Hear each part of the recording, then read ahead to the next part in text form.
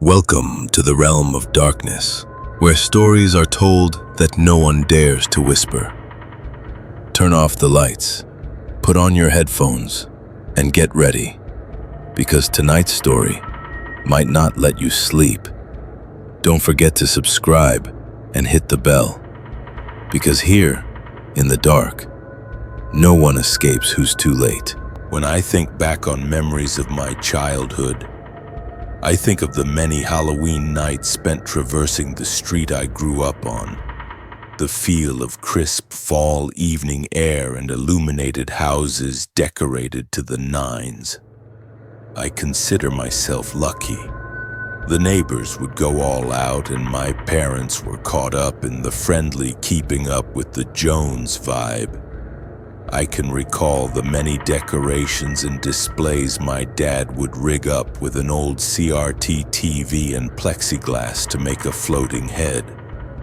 He was really proud of himself that year for not being outdone by the folks a few houses down with a literal haunted maze in their yard. The whole street was like that really, all imbued with the spirit of season and expendable income. Troves of kids would walk up the street one way and then down the opposite, a gauntlet of haunting horrors and creepy crawlers with plenty of candy to go around. The year I was finally allowed to trick or treat on my own without parental supervision was one I'll seldom forget. I was a witch that year. The costume lovingly hand-sewn by my doting grandma who had let me pick the pattern out at a hobby store a few towns over. Plenty of kids were witches that year, but none so purple or as sparkly as me, a fact I took much childish glee in. I had one of those classic plastic pumpkin buckets to collect my spoils in too, and as soon as I had finished dinner and heard the old safety lecture from my mom, I was free to go. I wasted no time in barreling out onto the street into throngs of other kids approaching my house, having already started their trick or treating. I made quick work of the first few houses, scurrying between other children and parents to collect my candy prizes from overfilled themed bowls and cauldrons. I was polite, saying thanks as I had been taught, but it was perhaps a little more rushed than my parents would have liked it to be. I had places to be though, with how extravagant as the neighbors tended to be. I wanted to see each and every decorated house I possibly could with my stout-legged pace. I had been told to stick to sidewalks and walkways, don't follow any strangers, and to stay on my street and stay out of the woods. They were simple enough rules to follow for any kid on Halloween night. But I was excited, and it was my first trick-or-treating experience without a parent tailing after me. So when I spotted a group of kids from my class at school sneaking around to the back of an old house nobody had lived in for quite some time, I ultimately forgot those rules. The house at the end of my street hadn't been lived in since before I was born. It was old, falling apart, and a hangout for troublesome teens, according to my dad. It also sat on the edge of the woods. I could see thick branches clawing up towards the sky, like a sea of black prickly fingers trying to grab at the bright shining moon.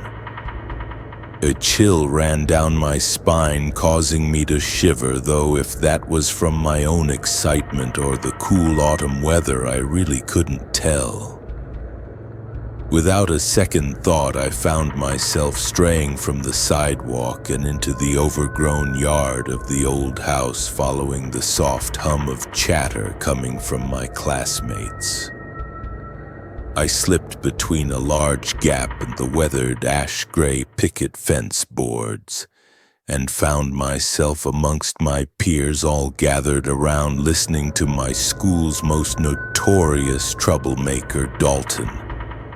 He was dressed like the devil as often depicted in Bible school, which I found fitting given he was the meanest boy in the entire grade, a fact he was openly quite proud of. He has more trips to the principal's office than anyone I think I'd ever met. At recess, rumors would pass around that he'd been held back twice, which would explain why he would tower over the other kids of our grade and threaten us for our lunch money. If I had been quicker, I could have slipped back through the gap in the fence, but I had been too late. Dalton had spotted me. Suddenly, my costume didn't make me feel so gleeful, as I had been easier to spot amongst the other kids that had gathered. I was suddenly pushed forward from behind, stumbling into the group over my own 2 feet. Behind me stood one of Dalton's cronies, a bigger boy whose name I can't really recall anymore. But I most certainly remember Dalton. I found myself encircled passive indifference on the faces of many of my classmates. I didn't have many friends at that age. I guess I've always been a bit of an oddball, so it made sense. I searched around, hoping I'd maybe at least spot someone in the group willing to stick up for me, but found none. So I resigned myself to whatever game it was they were playing, even if it didn't look fun in the least.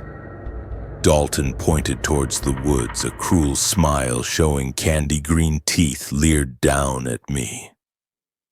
"There's a monster in those woods," he said.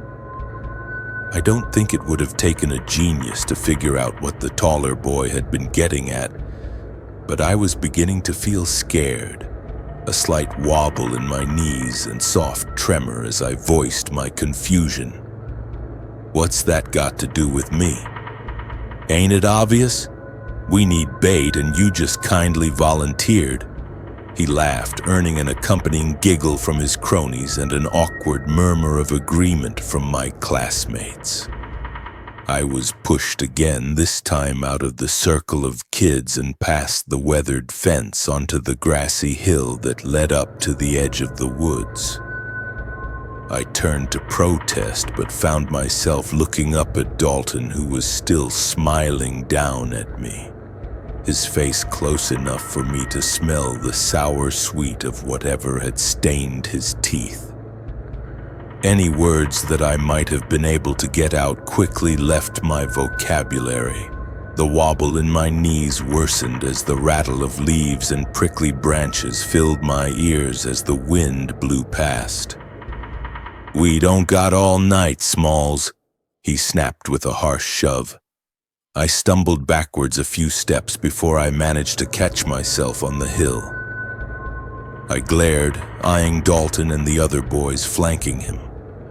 I wasn't near fast enough to outrun them back to the safety of the street, and I knew for a fact that asking nicely would only make matters worse for me. "Well?" Dalton jeered with a pointed jab in the direction of the woods behind me. "Get on with it." Without any other options, I could only obey his command, so I clambered up the hill and onto flatter ground covered in unraked leaves and partly overgrown grass. I heard the group following after me, watching each and every terrified step I took closer and closer to the edge of the woods. From this close, I could see the pitch black in between the tall trunks, the branches casting eerie shadows where the moonlight could touch. Several more trembling steps carried me forward. The trees began to loom over me like tall giants devoid of their colorful foliage that made them more pleasing to look at. Dalton then decided to bark out orders. "Stop! Stay right there, Smalls, don't move." So I did as he said. I planted both feet firmly to the ground, gripping the plastic cord of my pumpkin bucket tight in hand in case I needed to run. I then gazed into the woods, a terror rising up in me and squeezing my chest. The voices of my classmates were drowned out by the wind and the rustling of the trees in my ears. I waited, too afraid to look behind me to check if Dalton and the others were still there. Too afraid that something would leap out at me, so I kept my ears and eyes peeled for any possible movement or sound that spelled danger. When it had felt like several minutes had passed, I began to think a little more, and the earlier terror began to fade, replaced by irritation as I realized this was all a big joke. Dalton and the others had probably snuck away by now, leaving me standing there like an idiot in front of the spooky old woods. I was wasting precious trick-or-treating time. Impulsively, I kicked at the grass, embarrassed with how easily I had caved to Dalton's schemes and well aware that school tomorrow would be hell thanks to my own stupidity. It was then that I heard it, the loud crack of a twig snapping that had me on the alert again. My head jerked up from where it had lulled, ears pricked for any other sounds while I searched for the source of the snap. I figured it had to be a squirrel or some other animal. Dalton's monster story wasn't real, obviously, so it had to be an animal. There wasn't any other explanation for it. In my peripheral, I spotted something that I hadn't noticed before, a bright spot of pink among the dark green grass. It was a piece of candy that must have fallen from my bucket somehow, though I wasn't really sure how that was possible, as I hadn't gathered nearly enough candy for it to spill over yet. I bent forward to pick it up without thinking much of it when I froze. The sudden stillness in the air caused the small hairs on the back of my neck to prickle, and in the back of my mind I felt as if something long forgotten stirred. The woods were silent. No wind or rustling leaves, no creaking branches, only silence. The silence felt wrong. Very, very wrong. My hand that had remained stilled midair just inches from the innocuous pink confection was slowly pulled back to my person. My stomach was in knots. A cold sweat turned my hands clammy, and I straightened up as slow as I could go. My gaze transfixed on the pink spot in the grass. The color, so out of place, yet appealing all the same. I waited in the silent stillness, for reasons I didn't know why. Instincts, perhaps. I waited and waited until the silence was suddenly broken by the snap of another twig, and I made the mistake of looking for the source of the sound again. From the corner of my eye, as my head turned in what felt like slow motion, something large and shapeless skittered between the trees. I would have screamed had my hands not clamped tight over my mouth, trapping it inside. I don't think I could ever comprehend what it was that I might have seen that night.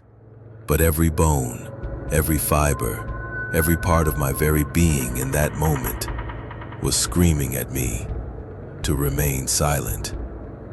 Over the roar of blood in my ears, I strained to listen, waiting, afraid to even breathe. I stood frozen. Even the tremble of my body had stilled. The stirring in the back of my mind, preventing me from reclaiming control of my own legs and scrambling back to the safety of bright lights and civilization. I stood frozen, trapped mere feet from something only known to the deepest, forgotten parts within me. From the silent darkness of the woods, another candy appeared, rolling slowly along the dirt and grass, to rest right beside the other, without even making a sound. The silence was still waiting, and a new level of fear washed over me as it dawned what, or rather, who, it was waiting for. In an instant, my body and mind were in agreement.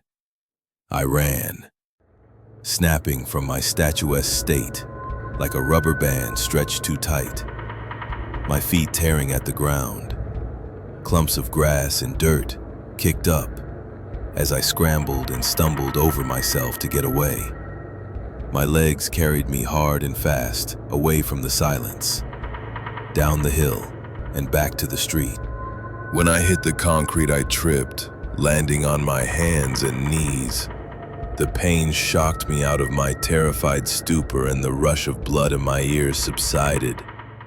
A few classmates, with guilt-ridden expressions, approached me and helped me back up onto my feet. My palms and knees were skinned, and I was barely holding back tears. I dropped my bucket and spilled my candy spoils all about the sidewalk and neighbor's front yard.